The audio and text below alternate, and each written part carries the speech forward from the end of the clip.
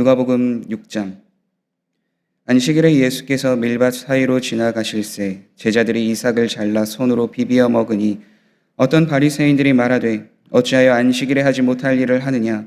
예수께서 대답하여 이르시되 다윗이 자기 및 자기와 함께한 자들이 시장할 때에 한 일을 잃지 못하였느냐.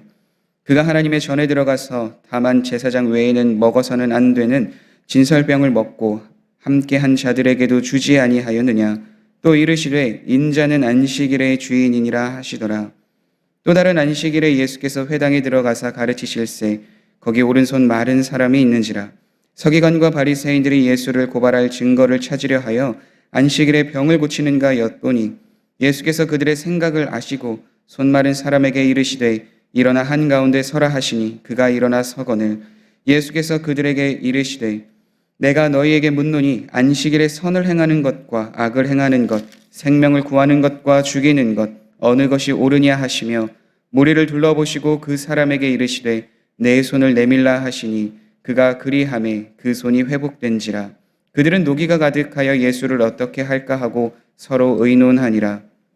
이제 예수께서 기도하시러 산으로 가사 밤이 새도록 하나님께 기도하시고 밝음에 그 제자들을 부르사 그 중에서 12를 택하여 사도라 칭하였으니 곧 베드로라고도 이름을 주신 시몬과 그의 동생 안드레와 야고보와 요한과 빌립과 바돌로메와 마태와 도마와 알페오의 아들 야고보와 셀롯이라는 시몬과 야고보의 아들 유다와 예수를 파는 자 될 가룟 유다라.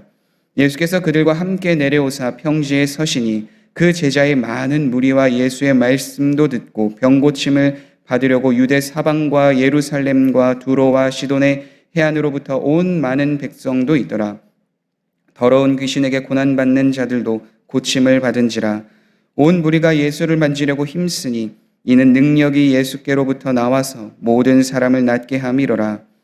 예수께서 눈을 들어 제자들을 보시고 이르시되 너희 가난한 자는 복이 있나니 하나님의 나라가 너희 것이며 지금 줄인 자는 복이 있나니 너희가 배부름을 얻을 것이며 지금 우는 자는 복이 있나니 너희가 웃을 것이며 인자로 말미암아 사람들이 너희를 미워하며 멀리하고 욕하고 너희 이름을 악하다 하여 버릴 때에는 너희에게 복이 있도다. 그날에 기뻐하고 뛰놀라. 하늘에서 너희 상이 큼이라. 그들의 조상들이 선지자들에게 이와 같이 하였느니라. 그러나 화 있을진저 너희 부요한 자여 너희는 너희의 위로를 이미 받았도다. 화 있을진저 너희 지금 배부른 자여 너희는 줄이리로다. 화 있을진저 너희 지금 웃는 자여 너희가 애통하며 울리로다. 모든 사람이 너희를 칭찬하면 화가 있도다. 그들의 조상들이 거짓 선지자들에게 이와 같이 하였느니라. 그러나 너희 듣는 자에게 내가 이르노니 너희 원수를 사랑하며 너희를 미워하는 자를 선대하며 너희를 저주하는 자를 위하여 축복하며 너희를 모욕하는 자를 위하여 기도하라. 너희 입뺨을 치는 자에게 젖뺨도 돌려대며 내 겉옷을 빼앗는 자에게 속옷도 거절하지 말라. 내게 구하는 자에게 주며 내 것을 가져가는 자에게 다시 달라 하지 말며 남에게 대접을 받고자 하는 대로 너희도 남을 대접하라. 너희가 만일 너희를 사랑하는 자만을 사랑하면 칭찬받을 것이 무엇이냐. 죄인들도 사랑하는 자는 사랑하느니라. 너희가 만일 선대하는 자만을 선대하면 칭찬받을 것이 무엇이냐. 죄인들도 이렇게 하느니라. 너희가 받기를 바라고 사람들에게 꾸어주면 칭찬받을 것이 무엇이냐. 죄인들도 그만큼 받고자 하여 죄인에게 꾸어주느니라.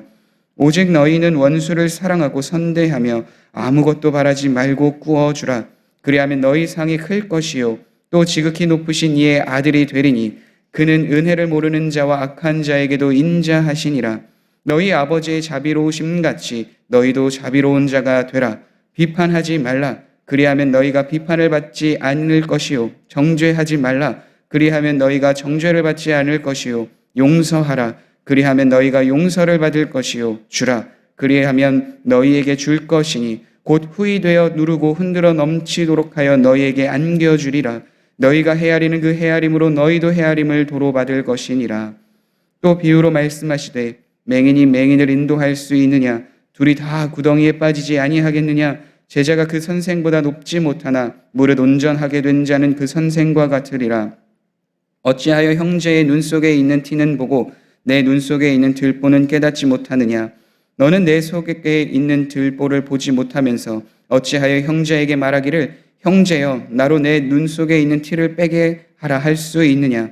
외식하는 자여, 먼저 내 눈 속에서 들보를 빼라.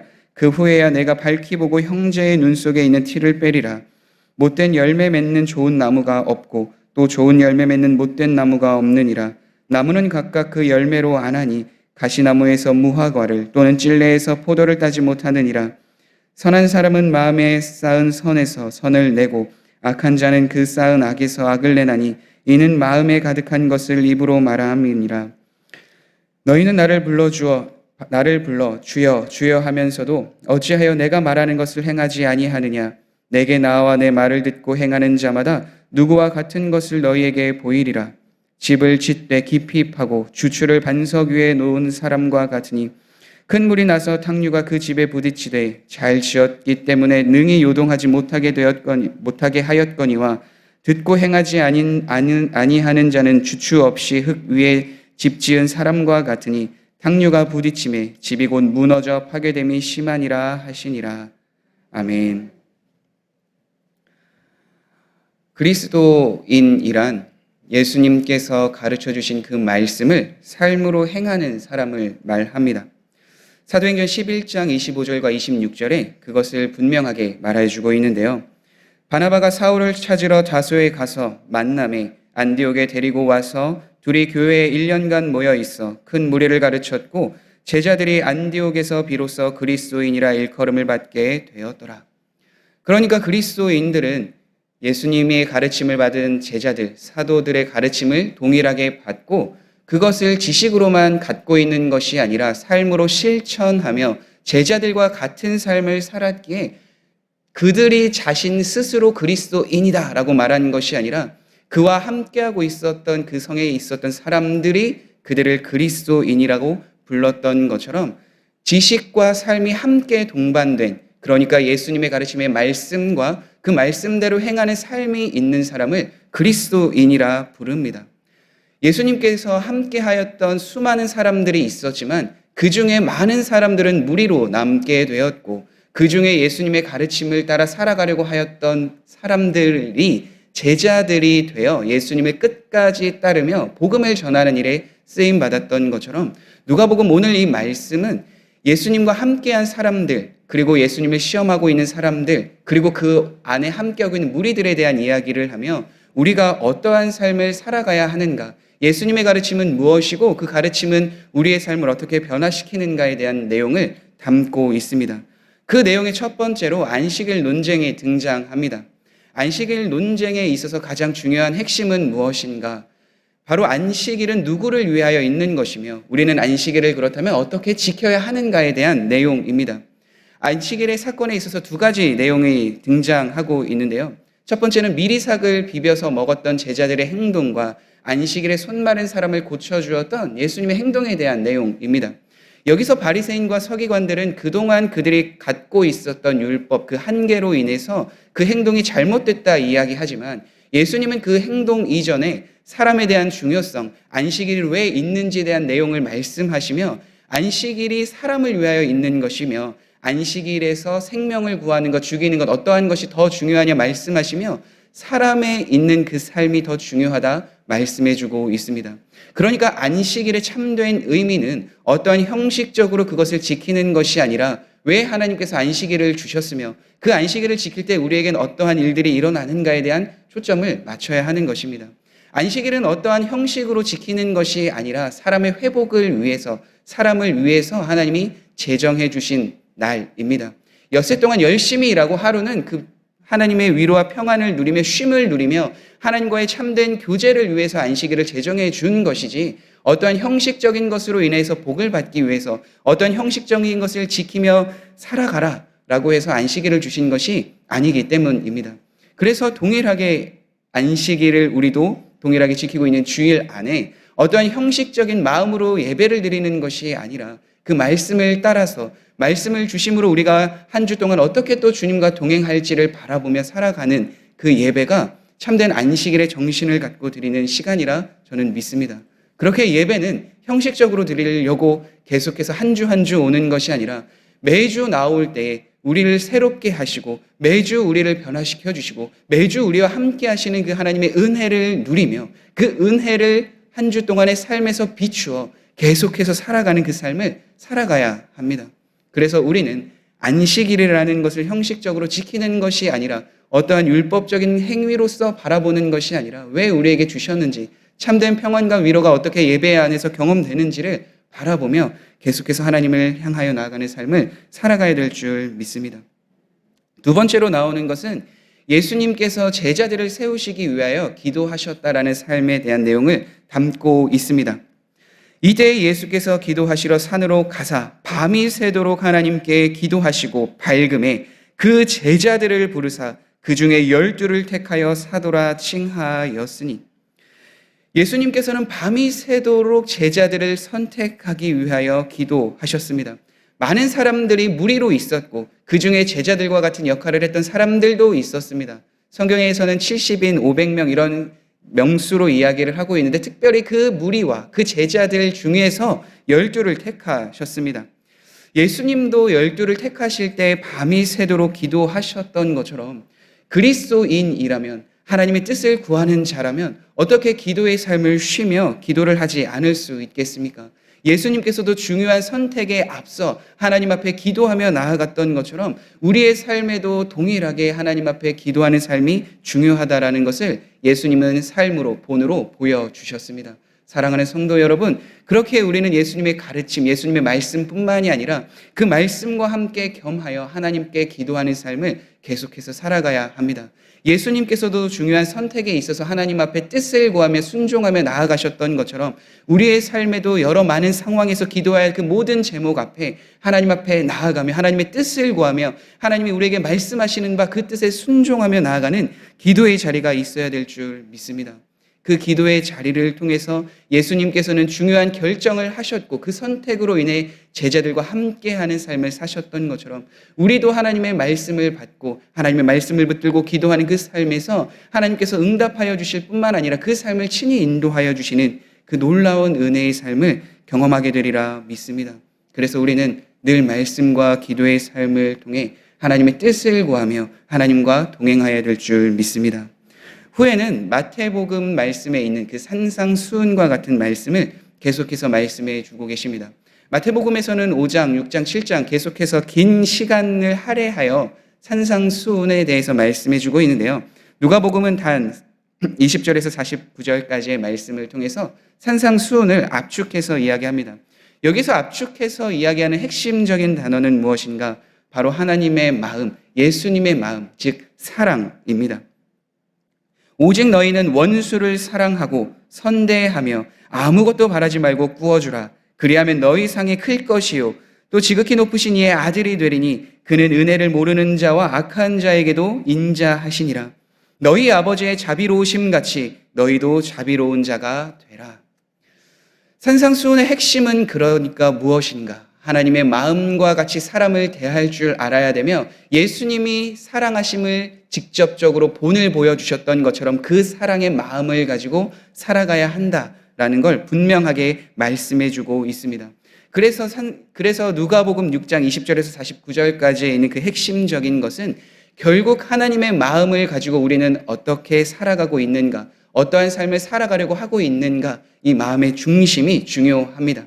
우리가 예수님에 대한 가르침을 아무리 많이 들어도 그것을 삶으로 실천하지 않는다면 결국 형식적인 외적인 모습을 보여주었던 바리새인과 다르지 않기 때문입니다.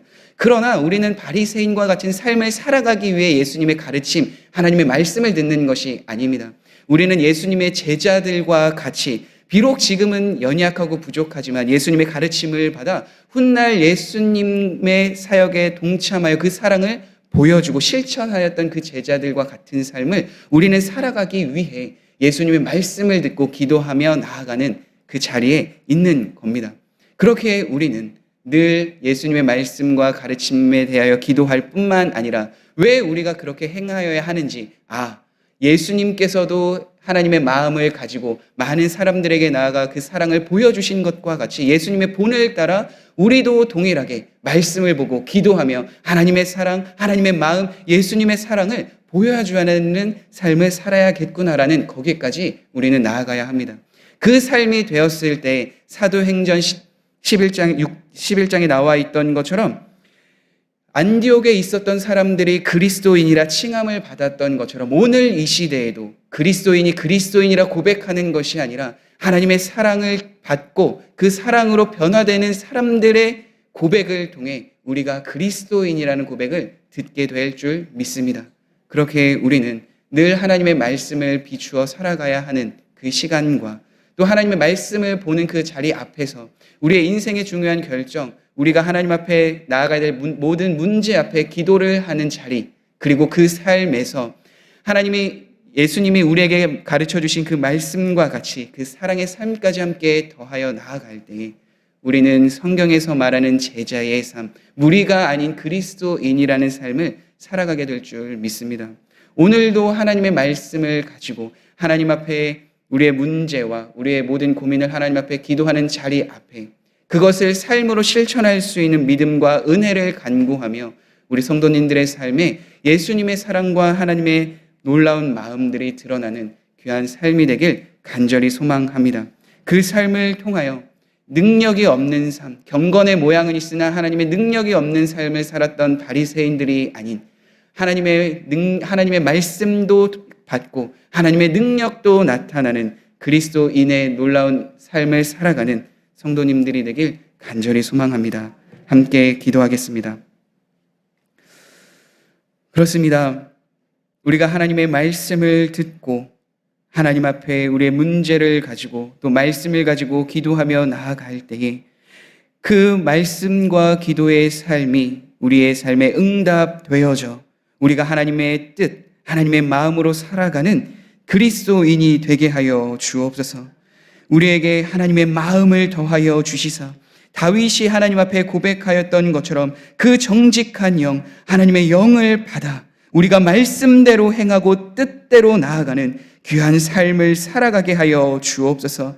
어떠한 외적인 모습을 보여주기 위해 신앙생활을 하는 것이 아니라 하나님의 말씀에 비추어 우리의 삶을 돌이켜보며 하나님의 말씀이 우리의 삶을 변화시킨 것을 함께 나누고 고백하는 그리스도인의 삶을 살아가게 하여 주옵소서. 부족하고 연약할 때에 더 주님 앞에 구하며 더 주님의 뜻을 구하며 나아가는 귀한 삶이 되게 하여 주옵소서. 그로 인하여 우리의 삶을 통하여 하나님의 뜻과 하나님의 마음과 하나님의 사랑이 드러나고 증거되는 일에 우리의 인생을, 우리의 삶을 사용하여 주옵소서. 예수님의 이름으로 기도드립니다. 아멘.